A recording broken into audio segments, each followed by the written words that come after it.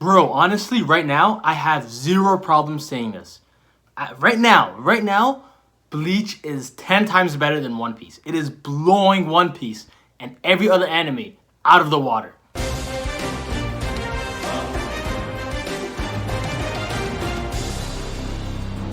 Yo, what's going on, guys? It's your boy, the Nature Boy, and today we're just gonna get right into the video. It's another Bleach review, episode 5, 1,000 Year Blood War, and I'm just hyped out of my mind right now. I can't even begin to express in words how good this episode was. Like, for real.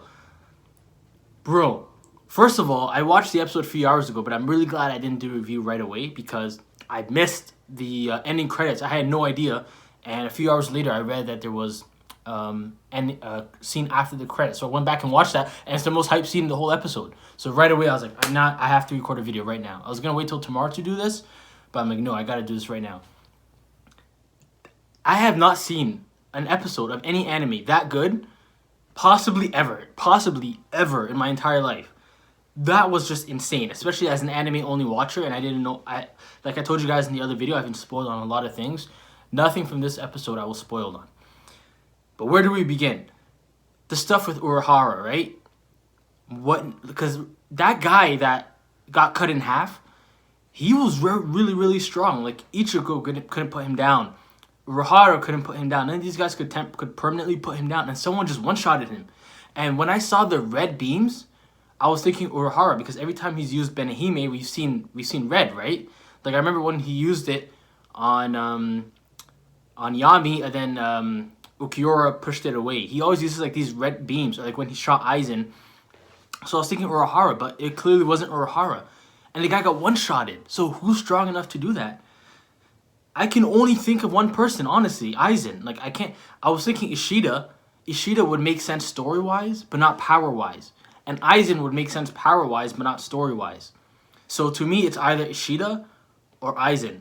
But if it's Ishida, he can't cut the guy in half like that. Plus, because we saw the sword. They put the sword on Urahara, so it's Aizen. It has to be Aizen.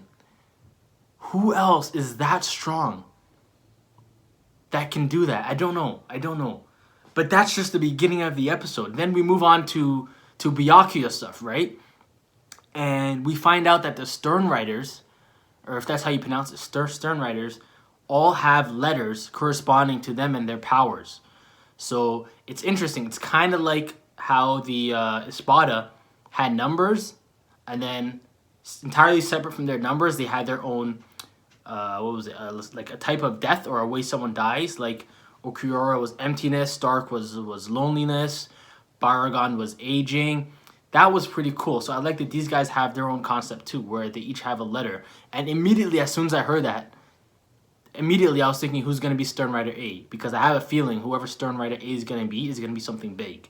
So, we'll see. But I think we saw in this one, we saw O, P, no, we saw R, Roar, we saw O, and we saw Y, yourself, right? Oh, no, we saw P, R, and Y.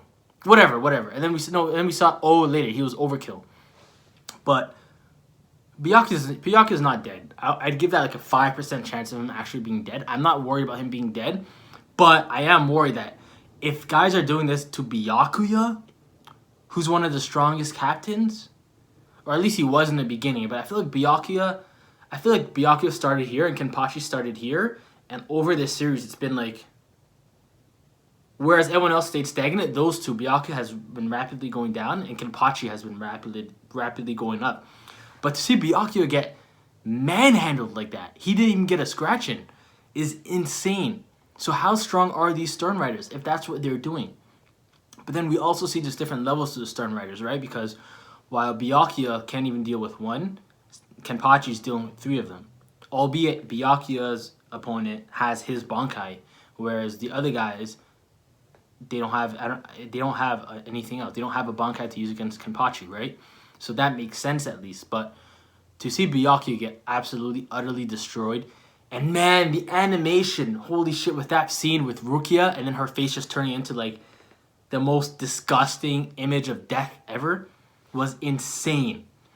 Renji, I don't even understand why Renji is there. Renji can't do anything, and for him, it's actually good that right before he was gonna say Bankai, they stopped him. Otherwise, they would have been even more screwed. So Renji's helpless. He can't really do, I don't even blame him. Like, look what they're doing to Byakuya. What's he gonna do? But I don't know. It is possible Byakuya is dead. I don't know. Again, I'm an anime only, but I doubt it. But holy shit, this is insane. And speaking of Kenpachi, when I saw what's his name, Yuhaba and the other guy, and they showed a footstep, I was thinking it has to be Yamamoto. Who else? Everyone else is losing to like one subordinate, and they're getting destroyed. Even Shunsui. And in my head, I feel like Shunsui is the second strongest after Yamamoto. That's the way I've always interpreted it. So if he's struggling, I'm like, the only person that's going to walk up to Yuhaba is Yamamoto. Then we see Kenpachi. We see Kenpachi Zaraki holding 3 guys that he killed easily, and then he's going to fight Yuhaba. That was like insane hype. And if it wasn't for the ending scene, I would have been questioning, like, how is that fight going to go? Which now I feel like is stupid to even think that. But with that ending scene, and actually, you know what, we'll get to the ending scene later. But man, let's talk about the highlight of the episode. Let's talk about the man that made this episode the best anime episode in years, in anything. Let's talk about Genryusai Yamamoto. This guy has been holding back from episode 1 of Bleach. It's like, we always know he's a cliche badass old man, like we see with Netero, like we see with Rayleigh, with Garp, with Whitebeard, with the 3rd Hokage, with practically every single anime, right? With Master Roshi, they all have this, but we were always going off of that alone, because even when he fought Aizen, because of what Aizen had planned specifically for him, we didn't get to see anything, right? And and by the way, I guess I missed the fact that he lost an arm to Aizen, because in this episode, he has 1 arm, and I was like, what's that about? So I checked, and I was like, oh, he lost an arm to Aizen? I guess I forgot. I just forgot about that. Or I didn't even know he lost the arm to Aizen. But, yeah, I did not know about that. And to see Yamamoto finally go, it's not even all out. That's the thing. It's just seeing him go a little bit. Like, we're just seeing a little bit of him, and it's this insane.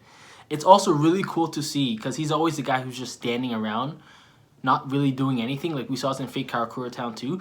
But when subordinates are in dire need of help and there's no one else, there's no captain to save them, he's always been there to step up, like we saw with the lieutenants in Fate Karakura Town, and now with Hisagi. I think it was Hisagi even before, where he's just like, what killed Sasakibe and what was about to kill Hisagi, he just brushes away with 1 hand. And as soon as he does that, you're like, we are about to see Yamamoto, you know, because ever since Sasakibe's death, and they keep showing him, and he's quiet. And the last episode, they keep showing him, and he's standing there, and he's quiet. You're like, this man is building up. He has vent up rage inside of him. He may not show it, but you know he does.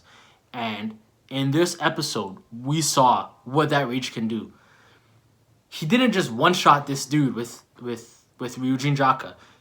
He eliminated him from existence on the planet. It was like 2 seconds later, he was incinerated. It was insane. And the animation on his face when he was saying, when he was screaming and he was like, there's no way Sasakibe's Bankai is that weak. And then he just pulls out his sword and the guy incinerates. I don't think I've been that hyped for anything in years. I'm telling you, this is insane. And somehow, in this midst of all of this, we got a flashback. We got a whole ass flashback in this episode, where we got to see Genryusai and Sasakibe and their relationship and the bond that they formed. And I loved it, because throughout the story, we've always seen Sasakibe since the Soul Society arc, but we never got to know anything about him. And this was really interesting, because to me, this gave the impression that he could be stronger than some captains, right? Like, we know what's his name? Toshiro Hitsugaya is a very new captain. And even, like, I remember in Aizen and Urahara's flashback, Shunsui was saying Shunsui, Ukitake, Unohana, and Yamamoto are the only captains that are over 100 years old. And now we see Sasakibe is over 2,000 years old. His Bankai is over 2,000 years old. And in the flashback, he tells Yamamoto he doesn't want to be a student because he doesn't want to mimic him. He wants to be his right-hand man. So to me, it's kind of like a Garp thing where he doesn't want to go above that. That's the level he wants to be at. He finds more honor. Maybe I'm reading too deep into this, but I feel like Sasakibe feels more. He has more honor and pride in being the right hand man of #1 than of being just another captain, and so he doesn't want to take a captain role. That's how I feel about it. That's what I interpreted from this because again, he has Bankai and he's had Bankai for 2,000 years. Of course, he could be a captain. I don't see how he couldn't when you have captains who don't even have Bankai, right? Or captains that just attain Bankai. So that was great to see. And that also gave us an in-depth perspective on what Sasakibe actually meant to Yamamoto. And even though he was quiet, it was really, he's mad. Like, that guy's mad. He's very mad. And we saw what he could do. And, bro, the animation, again, go back to the one scene where he one-shotted the guy, right? And he's saying goodbye to Sasakibe. There's a shot where it pans out, and it shows him turning around and walking away from the fire. When you're watching that shot, you can actually hear, like, the audio changes for a quick. It completely changes to, like, it sounds like you yourself are engulfed in flames. It's insane. Like, go back and listen to it. That was insane to see for me because it was like, it wasn't just you watching him burning this guy. In that specific shot, it sounds like you're burning. I don't know how the animation did it, but it was so well done. The audio was so well done. The visuals was so well done. The music, the OST that was playing when Yamamoto was walking away was so damn epic. And then he just walks past Hisagi and he's like, don't worry, I'm going to handle every single one of them from here on. And the reason this is so hype is because, again, Yamamoto really usually doesn't do anything. He relies on his support. He doesn't rely on his subordinates, but he's like, you guys should be able to deal with this. That's why you guys are captains. That's why you guys are lieutenants. That's why you guys are part of the 13 court guard squad, right? I have faith that you guys can handle this. And it's only when it's such a dire threat and he can't even blame them that he steps up, and it's usually like, it legitimately looks like Yamamoto can take on the entire Soul Society on his own. Like, every single captain, every single lieutenant, every single 13 court guard squad member. That's honest to God what it feels like to me. Like, when they all fight united as one, and when he fights individually, he feels like a stronger power. Maybe that's just me, but that's how I feel like. Even like today, that's clearly the example I took from this. And then he tells Hisagi he's gonna deal with all of them, and he just flies off. This is so abnormal to see from Yamamoto, and that's why it's so hype. And then you see all the captains, all the lieutenants, the morale boost. That's how you know that, like, he's the guy. The way they all just immediately. I love specifically the scene with Kamamura, Sergeant Kamamura and his group, and the way they, like, all their foot stomp right there and they get right up and they're like, yes sir, right away, because they can feel Yamamoto's passion and anger, and like, he's in the fight 100%. And then you see Shunsui is like, I can't disappoint the old man. I feel like he's scolding me. I feel like he would expect better from me. Whereas just last episode, Shunsui was like, oh man, this is a troublesome scenario, right? It's like Yamamoto coming in flipped the whole switch, and I love it. And then the ending scene, oh my goodness. I was buying into the hype with Kenpachi, and I love Kenpachi, but if you want to hype up this Yuhaba guy, that's what you have to do. You have to. And to see that was like good. But at the same time, it's like, holy shit, that's Kenpachi, right? But then when Yamamoto comes from behind him, now you know shit is about to get real. I wish I didn't know some of the spoilers that I know. I really wish I didn't know. But I don't think that's going to take away from what's about to come, because this stuff is going to be insane. Absolutely insane. And I'm going to be honest with you guys.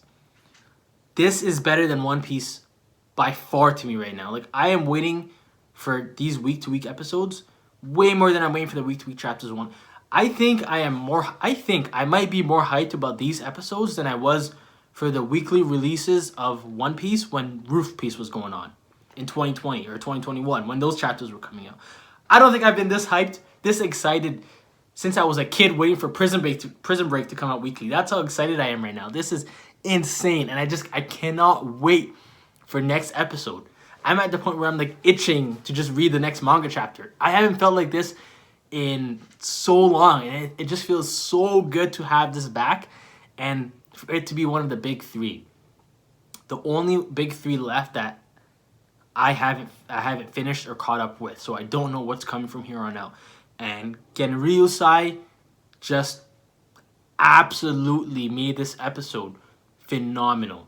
The animation, phenomenal. The plot, phenomenal. The bad guys, phenomenal. The good guys, phenomenal. The fights, phenomenal.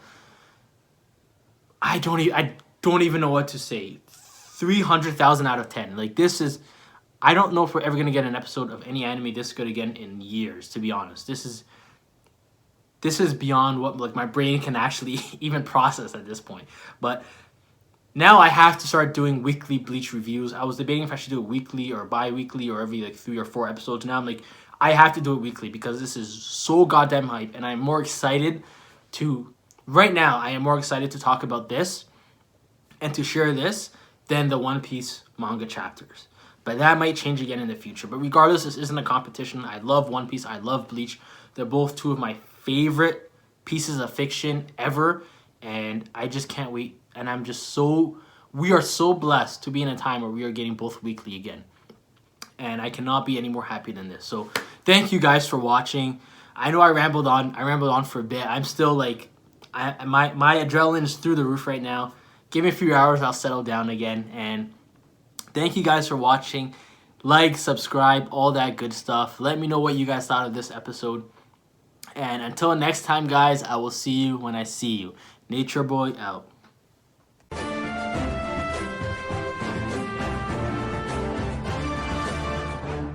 Bye bye.